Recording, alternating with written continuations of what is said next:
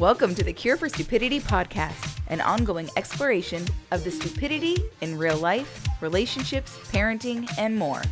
From last week's episode, continuing the conversation about perception and reality. I think that there's definitely some there has been some movement, glacial speed movement, but movement nonetheless. I agree. I can give you the credit for those minor improvements that have been made. I'll take anything I get. No, so actually, we want to transition a little bit because we've had a lot of questions around race and racism in the last several months, especially in the last couple of weeks, and I think talking about perception and reality has been. I think it's going to be a really important part of that. Absolutely. And so you've been doing a lot of reading. Obviously, you're a white woman who's married to a black man and raising 3 mixed race children. You yourself are mixed race, and so what has your experience been here of these last several months? What has been your perception of things kind of globally? I think it goes, up and down. I think that something happens and there's a bigger reaction. And I think that it fades. And it's hard also to see. When you say it fades, what do you mean? Like people's attention to it. Even just people genuinely engaging in it anymore. In the conversations, in even just trying to pay attention to it, they start to become numb. They and you just get burnt out. It's like, oh, it's too heavy. There's just too much right now. I just can't do all of this. And the other thing I think that's really, really interesting about it is as things flare up, there's less and less participants, and even acknowledging the numbness is even growing to even the big things that are happening, and it's I can't. I literally can't. And so I think some of the hard stuff for me is I am vocal, and I definitely want to see the world better for our kids. Right.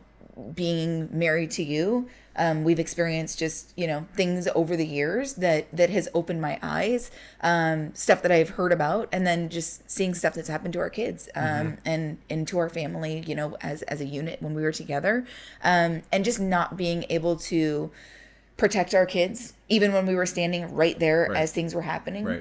That's hard. That's so unimaginably hard. No matter how much I thought that we were prepared for having conversations with our kids, for the ugliness of the world, unfortunately, nothing prepares you for what lurks around, in the dark shadows that nobody really wants to talk about. And I just think it's interesting, the people that will reach out that genuinely want to engage and work in this realm of complete perception and reality. It's shocking what people perceive of both sides of everything that's happening right now, and then there's other people that kind of want to participate, but at the same time that maybe they're uncomfortable and they don't really know how, and some of them are transparent in talking about that, and there's other people that are kind of putting up the front and the act, trying to sort through it, but not necessarily actually investing into it. And I think one of the hardest things that comes with that is people will try to ask questions of me, but then at the same time try to make me consider the other side, or that I'm getting way too radical because I talk about it regularly. Frequently I definitely talk about things that are uncomfortable, that people haven't probably talked about so openly before. And so, when they try to play devil's advocate or, have me rein it back to a more comfortable zone from where they're at, it's, the constant thing is, I'm not racist. But or, maybe not the but I'm not racist, and they'll continue with their message. And what people don't get is, you can't just say, I'm not racist. I can guarantee you, I have 100% done something racist in my lifetime. Of course. Moment to moment, decision, you have to constantly hold yourself accountable and say, yeah, you know what? there was some bias, there was something in there that guided me and steered me towards that decision. And you've got to sit in that yuck and go, yep, okay, I acknowledge that. And you don't have to, out yourself publicly. But you can just say, could have done better, or just become aware and say, okay, like that's an area where I'm closed off and I shouldn't have been, but it's there, and acknowledge it. And for people to come to us collectively to, and I feel like because I'm white, it's comfortable for people to talk to me, right, as opposed to talking to you.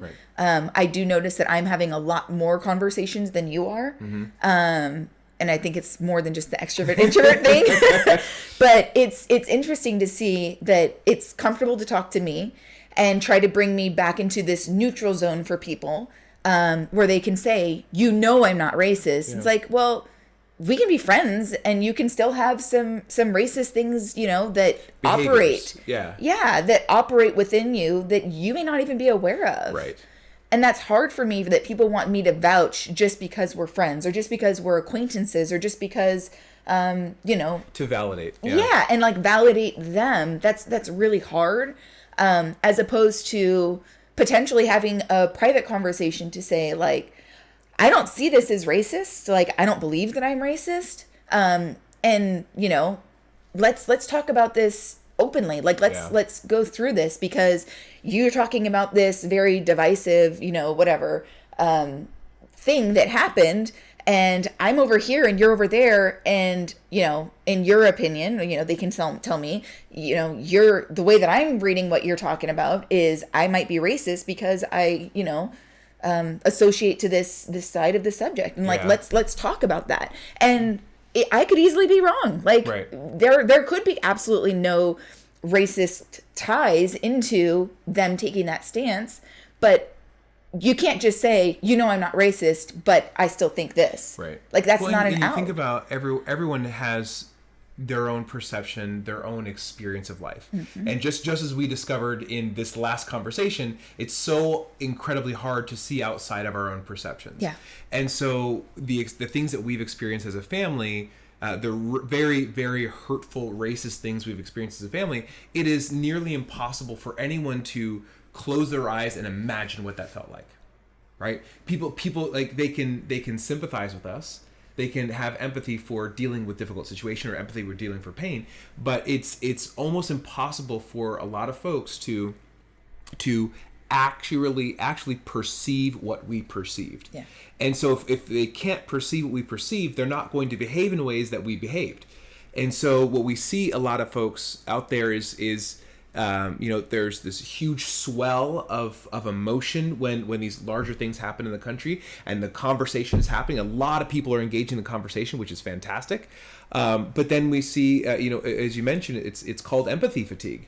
Mm-hmm. Right? It's like, oh, I'm seeing the same thing. We saw the same thing with the Me Too movement. Yeah. Right? So there's Me Too movement, and things really just started to fade over time. Like, oh, here's another one. Mm-hmm. Oh, here's another one. Yeah, I mean, I don't even know that, like, when it happens to some big name person, like, it's barely even noteworthy, unless you're actually, like, reading or watching the news every day. Like, it's not even, like, it's talked about that often. Yeah, but I think, what you're talking about with people kind of asking you for validation is people don't understand that, there's perception and reality, right?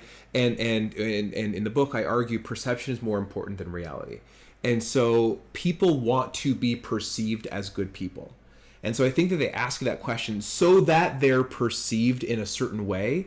And I'm not saying that everyone is racist. And I think this is something, we talk about a lot, is that it's not about, the label, a character label of racist. You are racist or you are not racist. It has to do with decisions, as you said, behaviors in the moment by moment. Was this thing I just did racist? Yeah. Was this thing I just did not racist or anti-racist, right? And so, so thinking about that continuum, moment by moment. And so, yes, I too have done things. I've behaved in ways that were racist. I mean, the example I use all the time is I watched the movie Rush Hour, right, in the 90s, and that is laughed and right? Enjoyed it, right? Mm-hmm. That movie is very racist, and it's like, oh, knowing what I know now, I can look back and say, yes, that behavior was racist, and still be me, right? It doesn't change my character. This is who I am, and also that behavior was racist. And so I think what people are doing a lot of times with that is that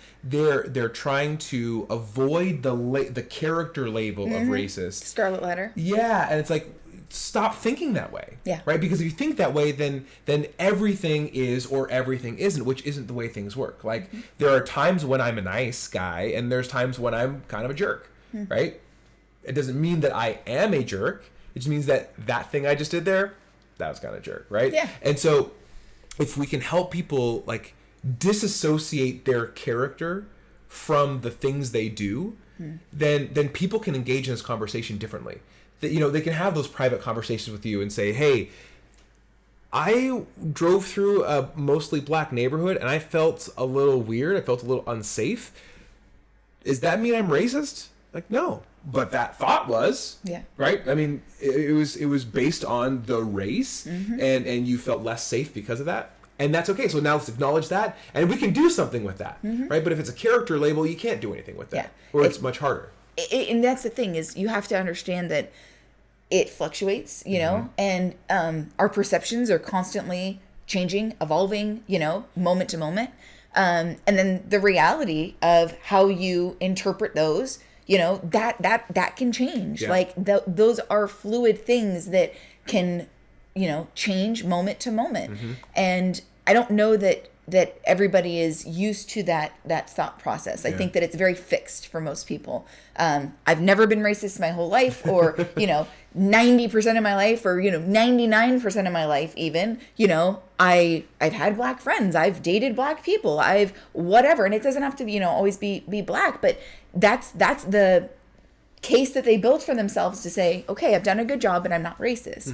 But they don't understand that in every single moment, there are things that can happen, and you know, perception that you're going to have to juggle and manage, and then, you know, evaluate and put back out into the world to reiterate all those things that, you know, in your big picture that you're thinking about. There's also a lot of little picture things that you have to throw in that equation as well. Yeah, absolutely. You know, you talk about perception, and you know, one thing. So I'm writing an article right now on kind of the gravity, the bigness of this issue we're trying to deal with as a country. And it's not about police brutality, right? So police brutality is a symptom of this larger issue. It's not specifically about, you know, black men fathering too many children and leaving or going to prison. Like, that's a symptom of this issue. And when you think about like what really is the underwater iceberg, is it's really based in our psychology. And I think when we talk about perceptions, you know, there's a perception that that black men are dangerous. There's a perception that interesting. Our psychology research from the American Psychology Association, American Psychological Association, they did a series of 6 studies, and the studies basically they showed about 1,000 people just headshots. So it was, you know, headshots of black men, headshots of white men. And they're just looking at these headshots. And the study participants were tasked with a number of different tasks. One of them was identify the height, the weight, and the physical threat of this person.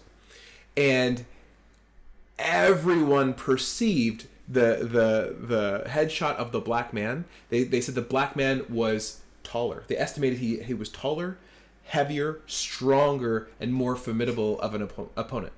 And it was these two men were the on same a headshot. On a headshot. These two men were identically the same size, and the perception was the black man was bigger, stronger. And the interesting thing, the 6th of those 6 studies, they asked, and this gets a little hard and difficult, but they asked these study participants if, you know, so police used force against these two men. And in which situation was it justified?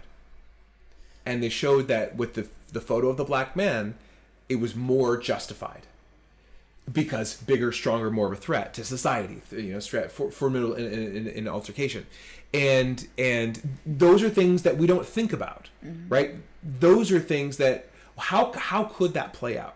How could that play out? In any situation, walking down the street, how could that play out? People are more afraid of me, right? How could that play out? Walking through Costco, people are more afraid of me. How could that play out? I get pulled over, right? Someone, I'm not saying all cops, right? But someone could see me as a larger threat. Yep. Someone was talking to me, I was doing a little Facebook conversation. I tend to do epic Facebook conversations.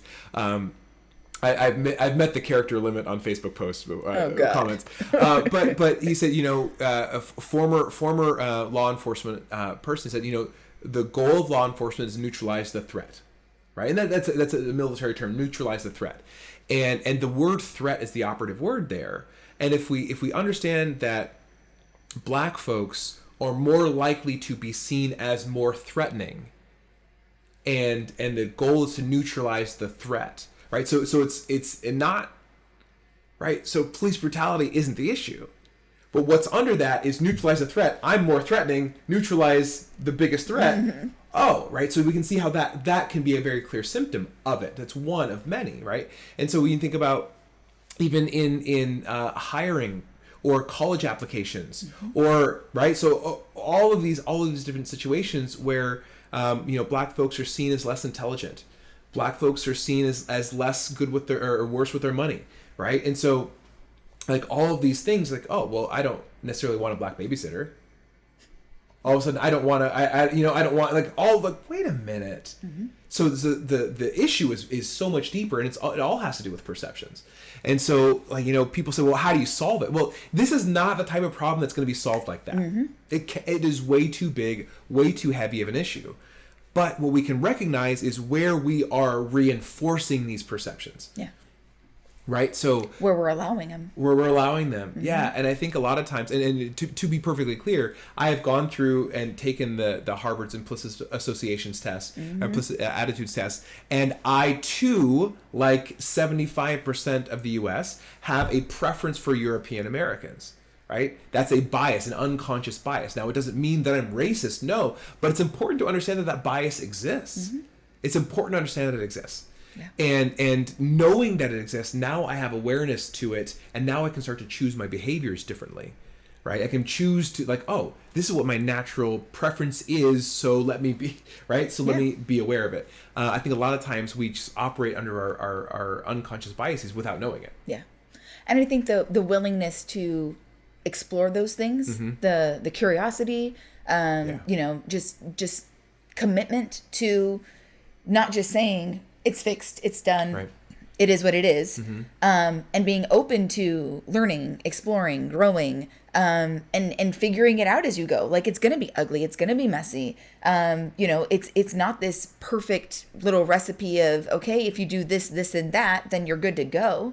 Like, that's not how it's going to work, and right. that's okay to acknowledge that, mm-hmm. That it is a process. It is going to take time, and eventually, hopefully, as a society, if we get enough people on board, doing these sorts of self-evaluations and constantly kind of checking themselves and, being open to having those conversations with the people around them. Like, mm-hmm. Saying like, hey, you know what? Like, not sure what happened there, but I'm perceiving it, like I'm kind of reading it this way, was that your intention? Mm-hmm. And like just being able to talk about that kind of stuff openly, and bringing it, into the light, is really powerful. I honestly believe that. There was an interesting thing, that had happened where somebody had said, that you're so charming and charismatic, and and they didn't necessarily mean it. Well spoken. Yeah, to well spoken, how well spoken you are. Yeah. But those microaggressions matter. Mm-hmm. And well, so the reason that's a microaggression is it's specifically well spoken, mm-hmm. right? So that is a phrase that is almost exclusively used for minorities. Mm-hmm. And kind of the underpinning of that is, I expect you to talk Ebonics, and you speak very well. Or be uneducated. I expect you to be uneducated and you speak very well. And so that phrase, well spoken, is a microaggression because it comes from an assumption that you should not be able to speak proper English. You should not be able to use proper grammar. And you do. What a surprise. Yeah. Sorry, go ahead. No, it's okay. But it's being able to say in the people in our circle, Mm-hmm. if we can't have those conversations and if it's left on your shoulders to just deal with it Mm-hmm. and assume that, oh, they didn't mean it that way. Like that is a huge burden and responsibility for you to carry through your entire life. Right. And, you know, the same for our kids, you know, they shouldn't have to prove and justify and qualify themselves, but it happens all the time, you know, and those are things, those are burdens that shouldn't be borne or placed onto you just because, you know, of the inability to have some of those uncomfortable conversations and to bring it into the light and say, like, you may not have intended it that way, but like it is heard this way, and it's important to have awareness to the fact that like that's valid, like perception and reality, like, you know. Well, and it's exactly, perception is more important than reality. So a lot of times I didn't intend it, so it must not be that I didn't intend it. And so it's like, no, intention isn't the point, right? Your intention is the point. The point is the impact. So we talk a lot about, we're using this phrase with our kids a lot, that communication is message sent and message received. And if the message isn't received the way you want it to be received, then the communication didn't happen the way you want it to happen. And so it is as critical for the perception of that message, you know, than delivery. It's like, well, I intended this, and I meant to say, "Ooh, girl, you fine," right? and you hear it as, "Whoa, like, chill out, that's not where we are right now." And it's like, whoa, I didn't mean to sexually harass you. And you're like, well, it doesn't matter what you meant, like how it was received. I'm sure that the way I received it is not the way you wanted me to receive it, right? And so, like, it's about message sent and message received. Those two things have to work for communication to have taken place. And so if we understand this, so often we get mad at other people to say, you heard me wrong. No, that's not what I meant. You heard me. Right? It's your fault. It's like, no, it's not. It's a joint partnership, right? In the way things happen. And if we find out, like someone, the person that said, you know, Eric, you're so well spoken, something I've heard honestly way too many times in my life. Yeah. But when I call that out and they say, oh, I didn't intend for that. Oh, I didn't know. I'm sorry. And like that's an opportunity now for us to learn together and like grow together instead of, no, that's not what I meant. You're too sensitive. It's like, no, I'm not too sensitive. I am as sensitive as I need to be right now. Yeah. And this is where I am. And so just know that what you intended to deliver was not delivered. Yeah. Right? Was not received. Was not received. Yeah. It's powerful. Yeah. Yeah. I think that perception reality is critical. And I think that, you know, as we talk about more conversations on race and racism, as we talk about, you know, more opportunities for this to show up in our individual relationships with our friends, with our coworkers, with our spouses, this is so important.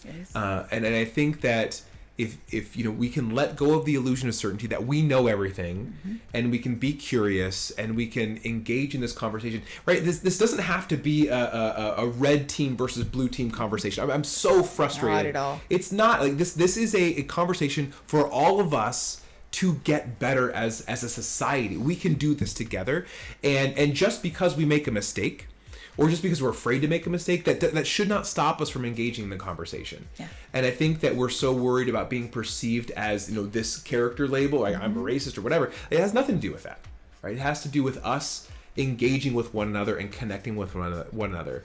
And so, with that, deep ending. I think we're gonna have to put a pin in this and maybe bring it back next week, because this is really, really important. And I think that obviously we've got some good passion around it. We have conversations about this quite a bit. But again, it's very important. It affects us very, very personally. And also a lot of people reach out to us on how do we have this conversation, you know, how do we have it with our kids? How do you stay in the conversation, which is really important. So All right. So we'll see you next week. Thanks for joining us on the Cure for Stupidity podcast.